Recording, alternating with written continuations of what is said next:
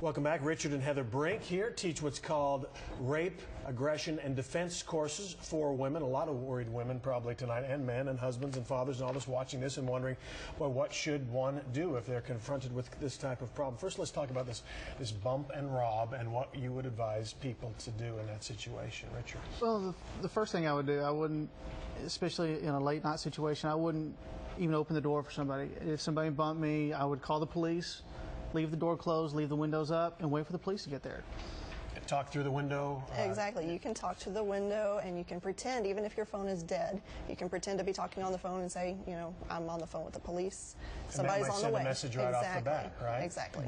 Okay, so if you get nervous, and I think a lot of us, you have to go with that gut, right? Instead of being embarrassed and you drive away, don't be embarrassed about driving away. You say that's a valid option if you feel anything in the gut at all, right? Exactly. Follow your gut instincts and, you know, drive away, deal with insurance and legal stuff later. It's okay to, you know, preserve yourself, ultimately. Yeah. Let's talk about some of the things she did right, because she clearly did some things right from the very beginning, right? Starting off with having a coworker walk her out to the car. Absolutely. She had somebody come out with an escorter to the car.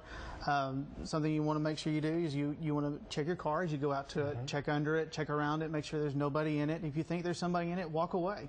Call the police is always a good precaution, and always be on the cautious side whenever you're talking about your own safety.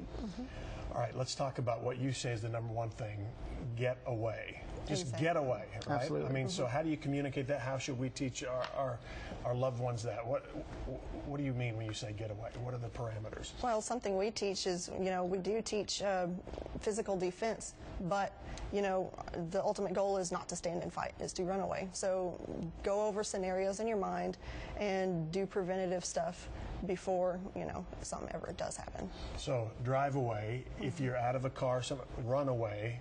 Absolutely. Whatever it takes. Yes, you want to make sure you stay safe. Like Heather was saying, if you feel like you're in danger, deal with the legal insurance woes later. Do you think sometimes we listen to that other voice instead of the important one that says, oh, I'm sure this person's not a bad guy. Oh, I don't want to embarrass myself running away. Do you think sometimes that one overpowers us from doing the thing we ought to do? Yeah, definitely. Yeah, because you try to think logically in those sort of situations, and so you always kind of try to downplay yourself.